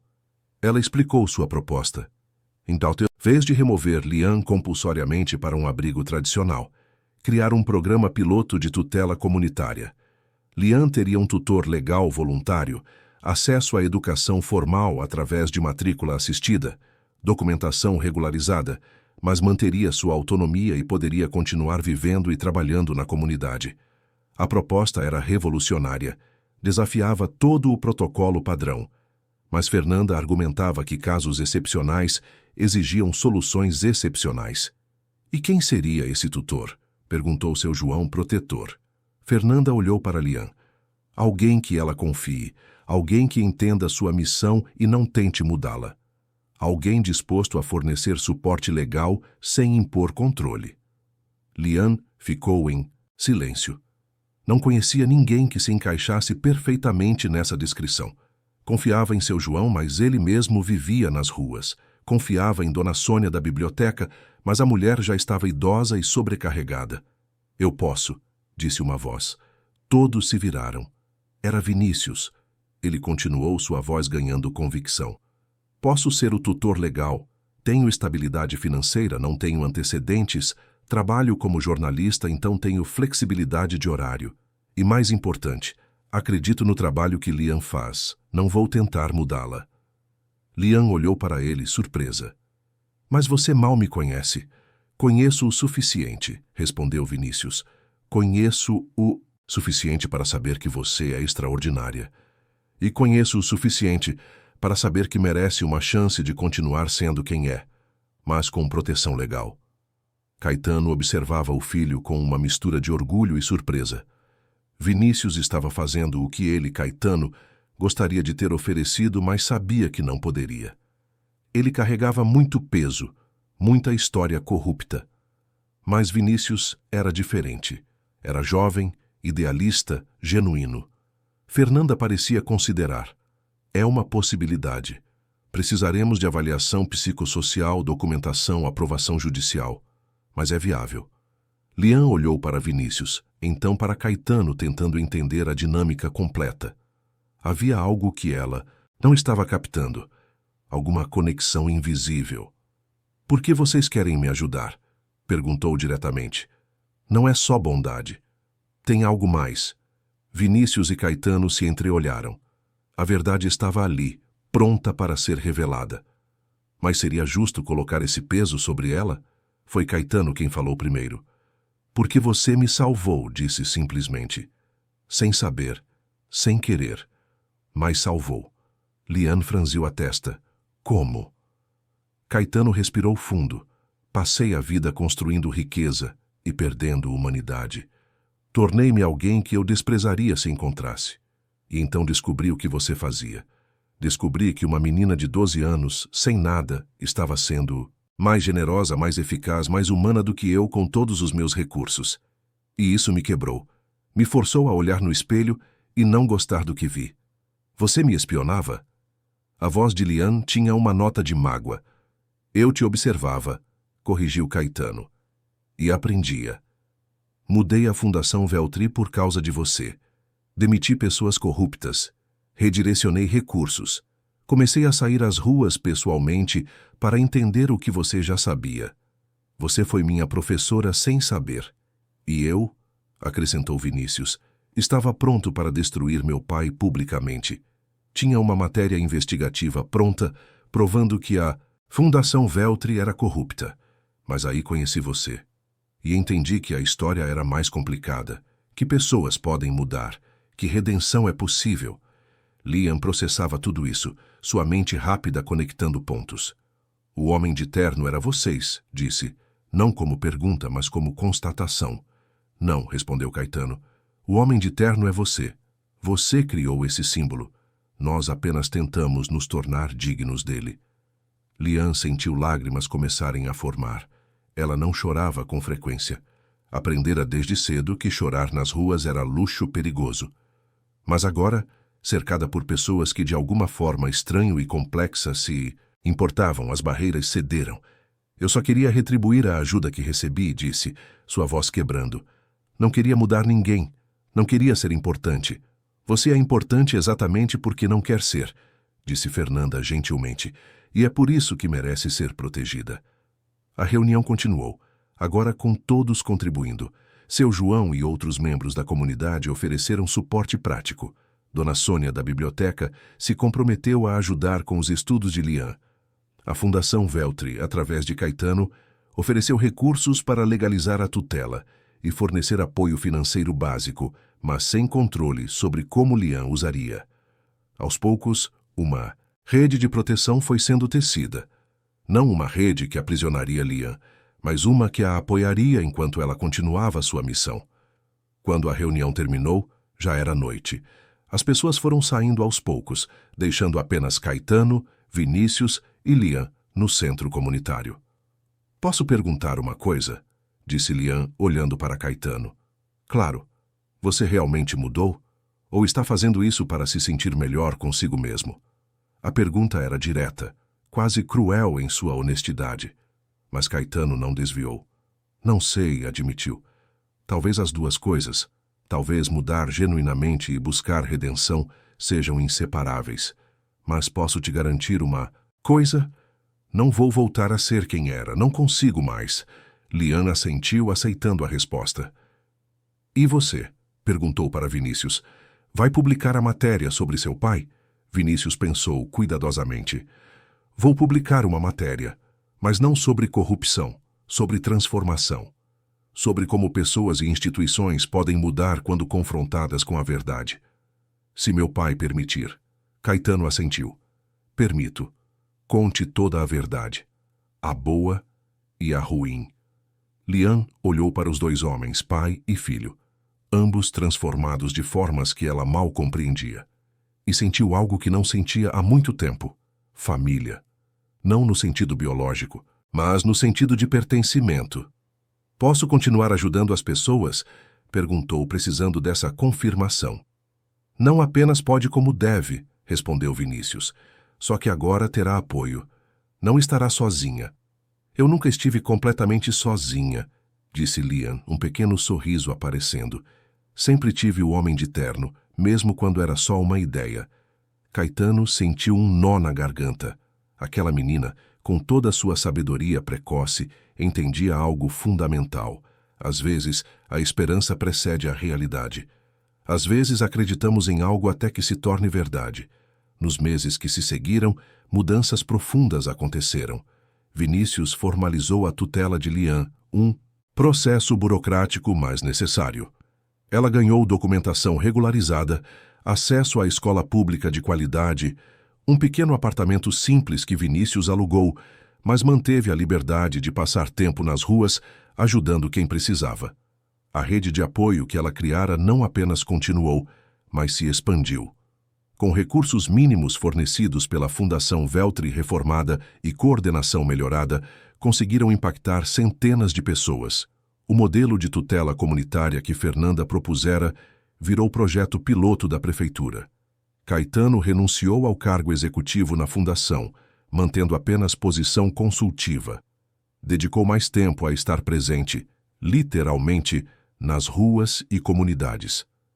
Reconciliou-se lentamente com Vinícius, uma reconciliação construída não sobre desculpas vazias, mas sobre ações compartilhadas. E Vinícius publicou sua matéria. Mas não foi a matéria de denúncia que planejara. Foi uma série investigativa sobre como estruturas corruptas podem ser transformadas quando há vontade genuína. Sobre como uma criança em situação de rua inspirou mudanças em um império financeiro. Sobre como símbolos criados por esperança podem se tornar reais. A matéria viralizou. Não porque era escandalosa, mas porque era verdadeira. E verdade, quando contada com honestidade, ressoa de formas que escândalo nunca consegue. Lian se tornou conhecida, algo que inicialmente a desconfortava profundamente. Mas aprendeu a usar essa visibilidade para amplificar causas. Tornou-se porta-voz não oficial de crianças e adolescentes em situação de rua, sempre insistindo que ela era apenas uma entre muitos, não uma exceção a ser celebrada, mas um exemplo do que é possível quando apoiamos sem controlar. O homem de terno deixou de ser um mito e se tornou um movimento. Pessoas começaram a fazer pequenas ações anônimas de bondade, creditando ao símbolo. Empresários doavam discretamente. Voluntários apareciam sem pedir reconhecimento. A ideia que Lian criara ganhou vida própria, maior do que qualquer pessoa individual. Em uma tarde chuvosa, quase um ano depois da reunião no centro comunitário, Caetano visitou Lian no pequeno apartamento onde ela agora morava. Ela o recebeu com chá e biscoitos, gestos simples de hospitalidade que ela aprendera a valorizar. Eles conversaram sobre coisas cotidianas por um tempo, sobre os estudos de Lian, que estava se destacando na escola, sobre o novo projeto da Fundação para criar mais programas de tutela comunitária, sobre a rede de voluntários que continuava crescendo. Então Caetano disse algo que vinha guardando há meses. Quero te contar uma história que nunca contei para quase ninguém. Lian o olhou com atenção. Quando eu tinha 8 anos, continuou ele, vivia numa comunidade pobre no interior de Minas. Minha família mal tinha o que comer. E uma ONG apareceu na região. Eles ofereciam reforço escolar, lanches, atividades. Eu me inscrevi, e uma das voluntárias, Dona Irene, percebeu que eu era bom com números, me incentivou, me ajudou a estudar, me fez acreditar que eu podia ser mais do que minha origem. Lian escutava, compreendendo. Eu consegui sair da pobreza por causa dela, disse Caetano. Mas no caminho decidi apagar tudo que me conectava àquele passado.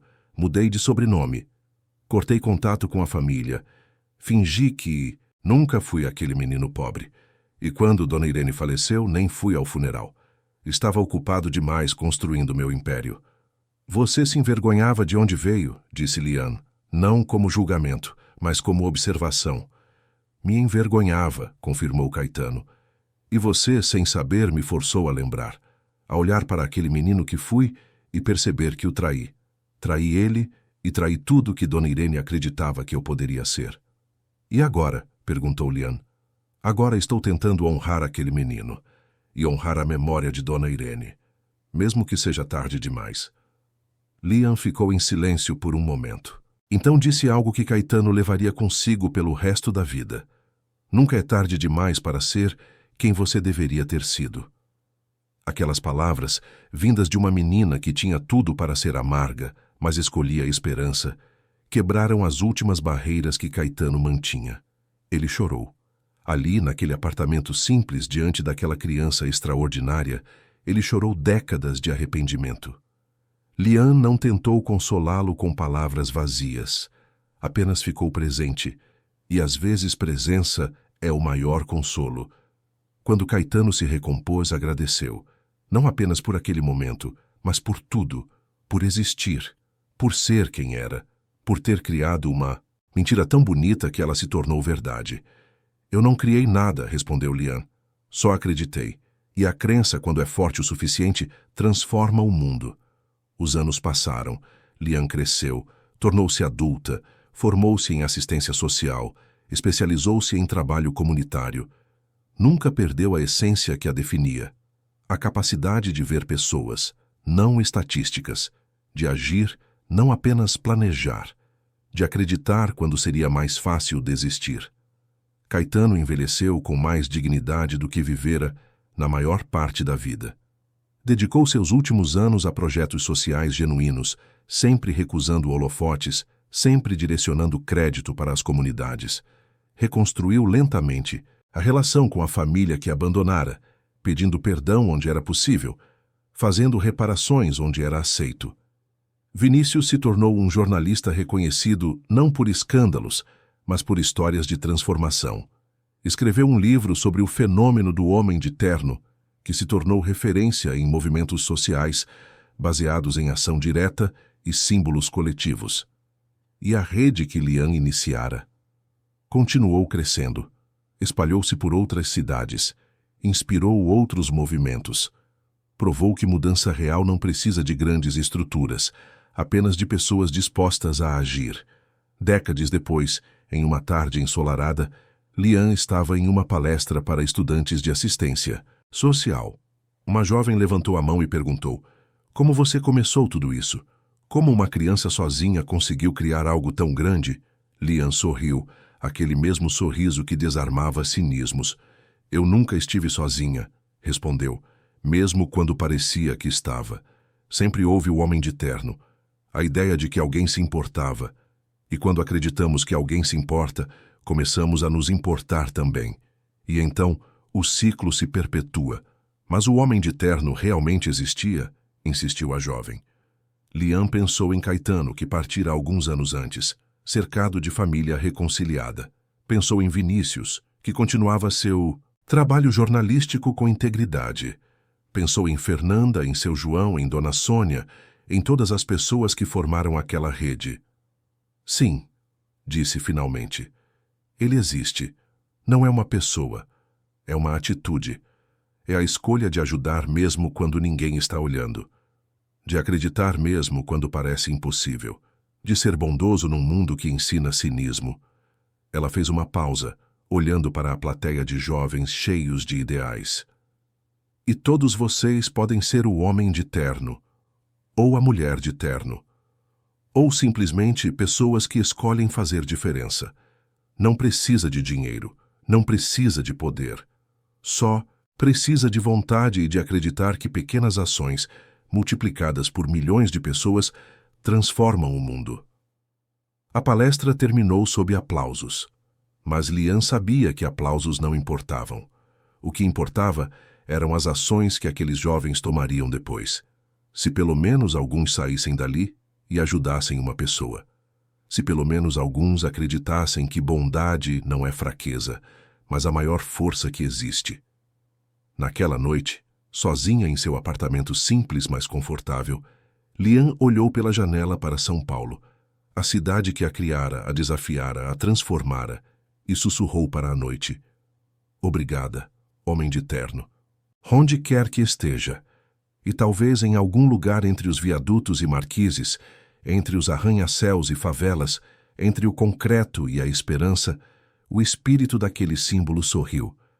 Porque no fim, o verdadeiro protagonista nunca foi o bilionário que se redimiu. Nunca foi o jornalista que escolheu verdade sobre vingança. Nunca foi nem mesmo a assistente social que arriscou a carreira por uma solução inovadora. Foi a pequena menina de nome curto e alma imensa que ensinou a todos que bondade não é performance, é escolha, e que essa escolha, feita repetidamente, dia após dia, pessoa por pessoa, é o que constrói um mundo onde viver vale a pena. Lian apagou a luz e dormiu, e sonhou com um futuro onde mais pessoas acreditariam, onde mais pessoas agiriam, onde o homem de terno seria tão comum que deixaria de ser exceção para se tornar norma. Porque no final das contas, a maior transformação não aconteceu em Caetano Veltri, que aprendeu a ser humano novamente, nem em Vinícius, que descobriu que amor é mais complexo que raiva. A maior transformação aconteceu na própria ideia de que um indivíduo, por mais pequeno, por mais invisível, pode alterar o curso de impérios, famílias e destinos. E essa verdade, uma vez conhecida, é impossível de desconhecer. Uma vez acreditada, é impossível de desacreditar. Uma vez vivida, é impossível de morrer. O homem de terno era real, sempre foi, porque acreditamos que fosse. E a crença, quando coletiva e sincera, tem o poder de criar realidades.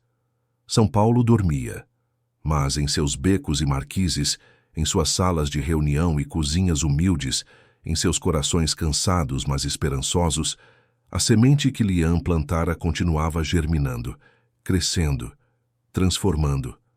E assim continuaria, por gerações, por enquanto houvesse quem acreditasse que bondade importa, que pequenas ações somam, que todos, absolutamente todos, podem ser o homem de terno que alguém precisa. A história não tinha fim, porque histórias verdadeiras nunca têm. Elas apenas se transformam, se expandem, se perpetuam através das pessoas que escolhem continuá-las. E Lian Duarte, a menina que virou mulher, que virou símbolo, que virou inspiração, dormia tranquila sabendo que sua missão nunca terminaria, porque ela nunca foi sobre ela. Foi sempre sobre nós, sobre o que escolhemos ser, sobre o que escolhemos acreditar, sobre o mundo que escolhemos construir, uma pequena ação de cada vez. Queridos ouvintes, esperamos que a história de Lian, Caetano e Vinícius tenha tocado profundamente o coração de vocês. Se você se emocionou com essa jornada de transformação e esperança, deixe seu like, inscreva-se no canal e conte nos comentários qual momento mais marcou você. Todos os dias trazemos histórias intensas como essa, que revelam o lado mais profundo e verdadeiro da alma humana. Te esperamos no próximo episódio com uma nova história que vai te fazer refletir sobre a vida, sobre as escolhas que fazemos e sobre o poder que cada um de nós tem de transformar o mundo ao nosso redor. Até breve.